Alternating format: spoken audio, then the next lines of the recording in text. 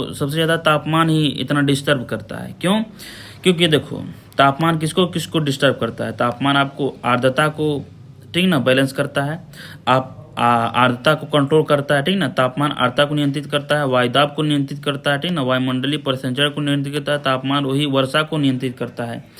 जैसे मान लो कि तापमान अगर बढ़ेगा, तापमान आपका बढ़ता है, तो तापमान बढ़ने पर क्या होगा? समुद्र की सतह में जो जल होंगे, तो जल धीरे धीरे क्या होगा? वो गर्म होकर वाष्प के रूप में ऊपर उठेगा। तो वाष्प में मतलब के रूप में ऊपर उठेगा तो क्या होगा?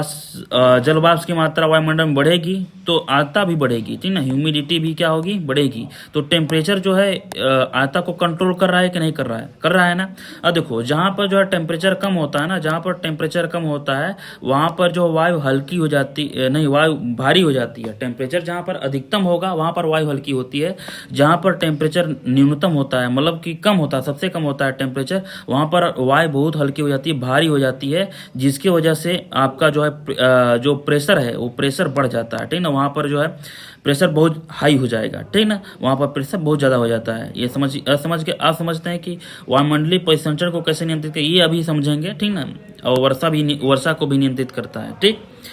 तो चलते हैं, देखते हैं कि मौसम को क्यों टेम्परेचर जो है इतना डिस्टर्ब किए हुए है, ठीक ना, आतंक मचाए हुए है। देख लेते हैं ग्रीष्म ऋतु के समय क्या होता है। ग्रीष्म ऋतु के समय जो है टेम्परेचर अधिक होता है हमारा, ठीक है। टेम्परेचर अधिक होता है, टेम्परेचर मैक्सिमम होता है, ठीक ना।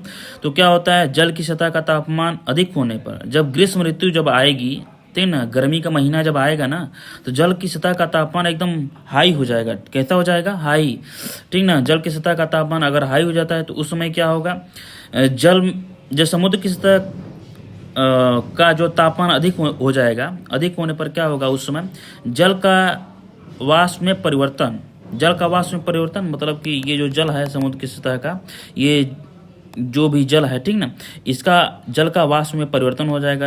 अरे जल का वाष्प में आप लोग परिवर्तन नहीं समझते हैं? अरे जैसे मान लीजिए बटुआ रख दीजिए ना, गैस को ऑन करके बटुआ रख दीजिए, ठीक ना। 2-4 मिनट देख लीजिए, 2-4 मिनट के बाद जो है एकदम वही वाष्प में एकदम छा जाएगा ऊपर, ठीक ना, दीवार पर। तो वहाँ पर हमें पता चलता है कि जो है अगर हीट करते हैं जल को तो क्या होगा? जल का वाष्प में बदलाव होता है, ठीक है, परिवर्तन होता है।